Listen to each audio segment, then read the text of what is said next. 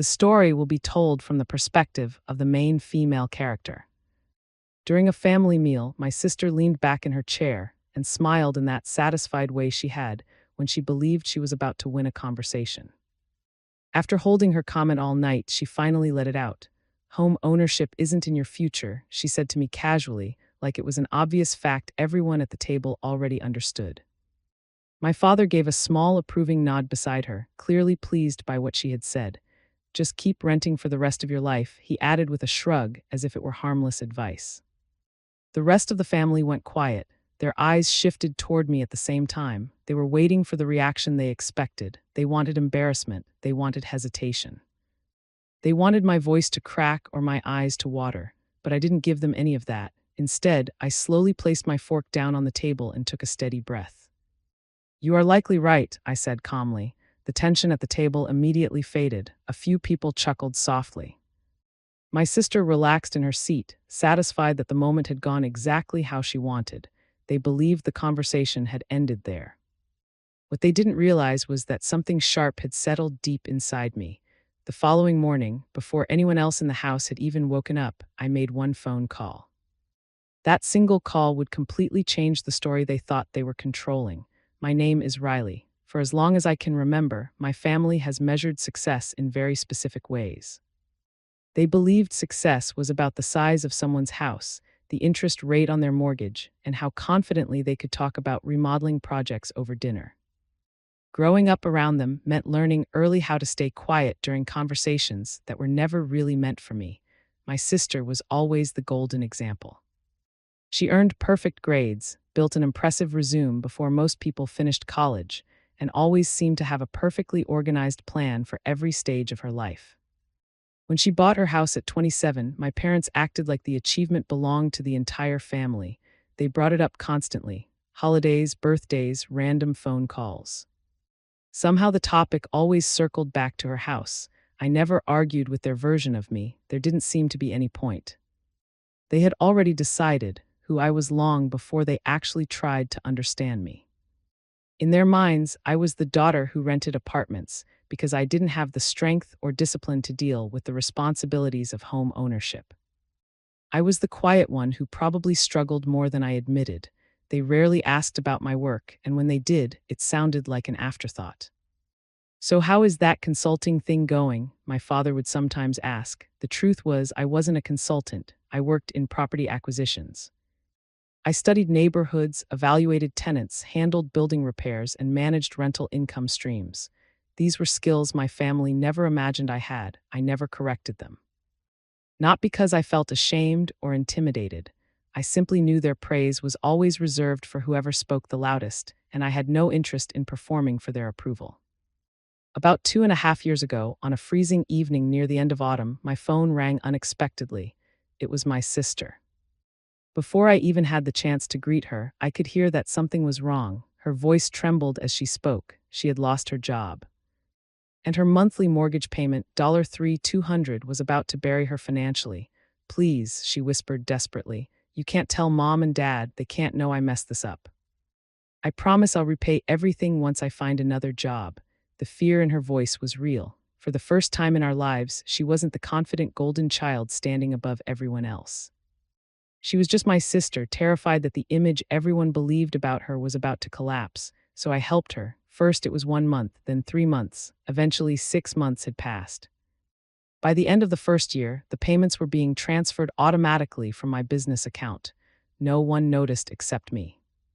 She eventually found another job, but the salary was far lower than the one she had before. Despite that, she refused to change anything about her lifestyle. She kept the large house. She kept the expensive upgrades. She continued spending money to maintain the same polished image. Letting go of that image would have meant admitting she wasn't perfect. And my sister would never do that. While she struggled to maintain appearances, I continued quietly building my own work. I purchased a small duplex near the river. Then a 3-unit building closer to downtown. Later, several single-family houses in stable neighborhoods where tenants stayed for years. Over time, the number grew, 15 properties in total. Each one supported itself and produced additional income. Meanwhile, I lived simply, basic clothes, a modest one-bedroom apartment, very little attention, not because I lacked ambition, but because I had learned that real things are built quietly. Noise rarely creates anything lasting. Still, something shifted during that dinner the night before. When my sister laughed and confidently declared my limitations in front of the entire family, something inside me snapped into focus. It wasn't just the insult, it was the certainty in her voice. She truly believed I would always remain small so she could continue looking big. She had absolutely no idea what my life actually looked like. The morning after that dinner was silent in a way that felt heavy. It was the kind of silence that follows a storm when everything still feels unsettled. I made a cup of coffee and opened the blinds in my small apartment. Cold light spilled across the floor as the city outside slowly woke up. For a few minutes, I just stood there, breathing, letting the previous night replay in my mind. My sister's laughter, my father's approving nod. The way everyone watched me, waiting for me to fall apart. Then my phone vibrated on the counter. It was a message from my sister. She had sent a photo of her kitchen. A brand new backsplash had just been installed behind the stove. The tiles were sleek and expensive. Another message followed immediately after. She said she was already planning to upgrade her master bathroom next because she wanted to increase the home's equity. That word, equity, hit me harder than anything she said at dinner. She was talking about increasing the value of a house using money that wasn't even hers. For 2.5 years, those mortgage payments had come directly from my work, my effort, my sacrifices. She was using my success to decorate a life built on a lie. Looking at the photo on my phone, I felt something shift inside me. Helping her survive had also allowed her to perform. I had been standing behind the curtain holding everything together while she took the spotlight, and I realized I didn't want that role anymore. I opened my laptop and logged into the dashboard for my rental portfolio. The numbers were steady and strong. All 15 properties were occupied. Income was consistent. The years of careful planning had paid off. I had built quiet stability, quiet influence. While I lived well below my means, my sister had been living far beyond hers. Yet somehow everyone believed she was the responsible one. The contradiction felt almost ridiculous, but I also realized that my silence had helped create it. My phone buzzed again. Another message from my sister. She said the bathroom renovation would be costly but worth it for the future value. I didn't respond. Instead, I picked up my phone and called Ellen. She answered immediately with her usual professional tone. I sat down at my kitchen table and explained that I needed to make a change. I told her to stop sending the mortgage payments for my sister starting next month.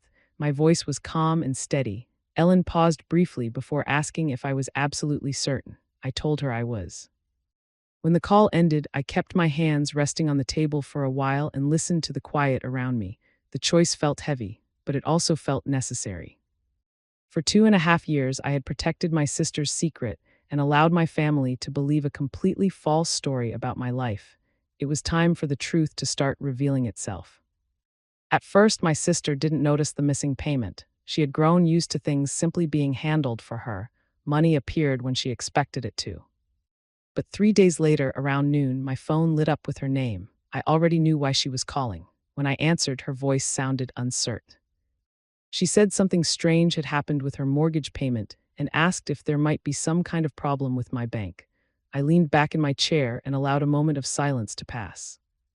Then I told her there was no problem. She inhaled sharply and asked if the payment was just delayed or if it would show up tomorrow. I told her it wouldn't be coming at all. The silence on the other end immediately filled with panic. She whispered and asked what I meant. I explained that I had supported her for 2.5 years, 30 full months, and that the arrangement was ending now. She lost her composure instantly. "You can't do that," she said. "I can't afford the mortgage alone." She insisted she just needed a little more time. I reminded her she had said the exact same thing a year earlier. Her tone hardened. "This time is different," she argued. "I'm about to get promoted, and the bathroom renovation will raise the house value. You just need to be patient." That word, patient, made something bitter rise in my chest. I told her I was done supporting a life she pretended to manage herself. She exhaled angrily and accused me of punishing her because of what happened at dinner.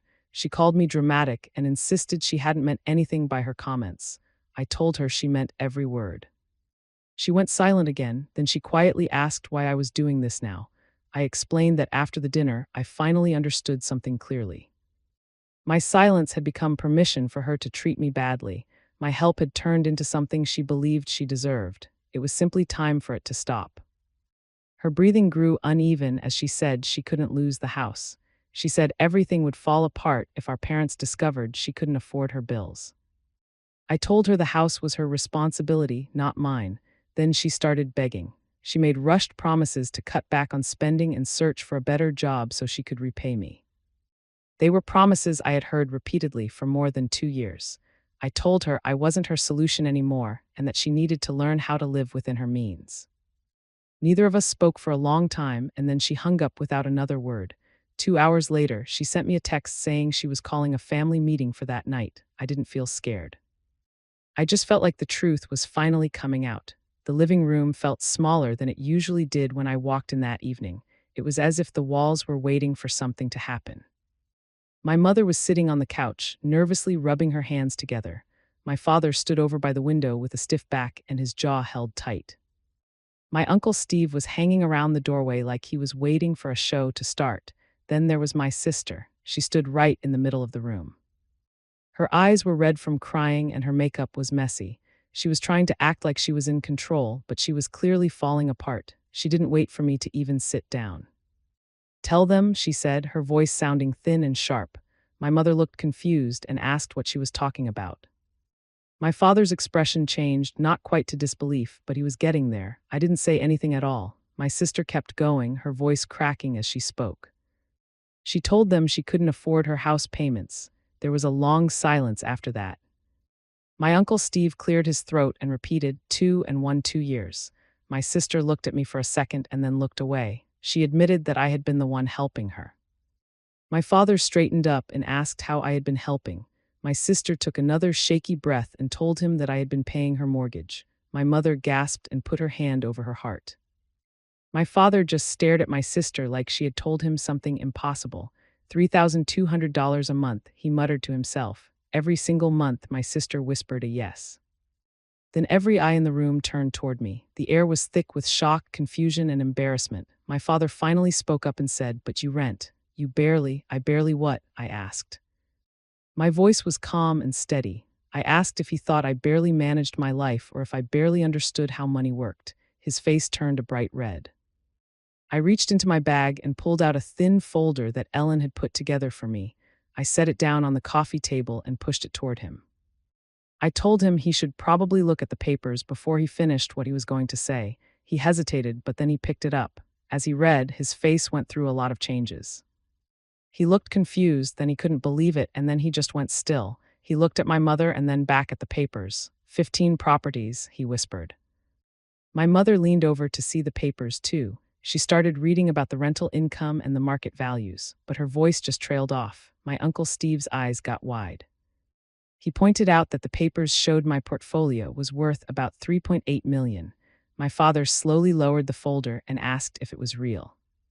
I told him it was accurate and that I had been running my own real estate business for a long time. The room went silent again, but this time it felt much heavier. My sister couldn't even look at us. She was shaking as she wiped her eyes. My mother whispered, asking why I never said anything. I told her it was because she never asked. My father started to say something, but then he stopped. He looked smaller and less sure of himself than I had ever seen him. He started to explain what they had thought about me, but I told him I already knew. I told them I chose not to correct them. My sister finally looked up and said she didn't want anyone to know she was having a hard time. She couldn't stand the idea of being seen as less than perfect. Her voice broke as she admitted she let me help her and told herself it was just for a little while, but then everything got more expensive and she just kept pretending. I finished her sentence for her saying she just acted like everything was fine. She nodded while tears ran down her face and said she was sorry.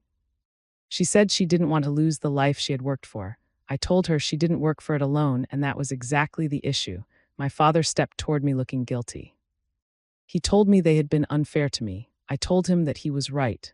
My mother had tears in her eyes and asked why I would hide something so great. I told her I didn't need people to clap for me to know what I was worth. I told her I needed boundaries and should have set them a long time ago. My sister looked at me with desperation and asked what was going to happen next. She begged me to keep helping her until she got her promotion, promising to figure things out after that. I told her no, her face completely crumpled. She kept pleading, but I told her I loved her and that I wasn't going to pay for a lifestyle she couldn't afford anymore. I gave her 30 days to decide what to do with her house. I told her she could sell it, change the loan, or find a smaller place, but it was her problem to solve, not mine. She shook her head and cried, saying everyone would think she failed. My father spoke up before I could. He told her she didn't fail because she needed help, but because she lied about it and acted like she was better than the person who was helping her. My sister looked like those words physically hurt. My mother moved closer to her and told her she didn't have to impress the family, she just had to be honest. My sister whispered that she hadn't been honest for over 2 years. I told her that now she finally had the chance to be. The mood in the room started to soften. The truth had changed everything. For the first time in years, no one was faking anything. My father looked at me and apologized sincerely. I told him I knew and that we could work on things slowly. We all sat there for a long time. The air felt different, lighter in some spots and heavier in others, but it was finally real, and for that moment that was enough. The next 30 days went by much faster than any of us expected. My sister tried every possible way to keep her home. She made budget sheets, took on extra work, and spent late nights applying for new jobs, but the numbers never matched the expensive life she had built on my money. When the house finally went up for sale, she cried quietly while she packed her boxes. These weren't tears about losing a building. They were the tears of someone finally facing the truth without anything to hide behind. I helped her move out, but I didn't give her any money. Instead, I used my own hands to carry her lamps, tape her boxes, and load up her car. While we stood in her empty living room, she apologized to me again. Her voice was softer this time, and it sounded real. She told me she used to think that selling the house meant she was a failure. She realized now that the real failure was pretending she didn't need any help. I told her it wasn't a failure at all, but a way to get her life in order. I told her that her lifestyle finally matched her actual income, and that is what real stability looks like. Her new condo was a lot smaller and much simpler, but it felt peaceful in a way the old house never did. There were no more huge payments she couldn't afford, no more secret panic, and no more acting for other people. My parents changed their behavior as well. My father started asking for my professional opinion about his retirement cabin and how to handle the loan. My mother began texting me news articles about what was happening in the real estate market. They were proud of me now, but it was a quiet kind of pride. There was no big spotlight, just genuine curiosity about my work. Our Sunday dinners started to feel different. There were fewer people comparing themselves to others and more real conversation. For the first time, nobody was bragging or trying to judge anyone else. We just talked like a normal family. My sister began to fix her finances one honest step at a time. Our relationship changed too since we stopped having secrets and false expectations. We finally felt like sisters instead of it feeling like a chore I had to pay for. As for me, I felt a lot lighter. I felt like I had taken back the space in the family that I didn't even realize I had given up. Looking back, I know the real win wasn't just telling the truth. It was learning that setting boundaries isn't like building a wall to keep people out. It's about protecting yourself. My family looks at me differently now.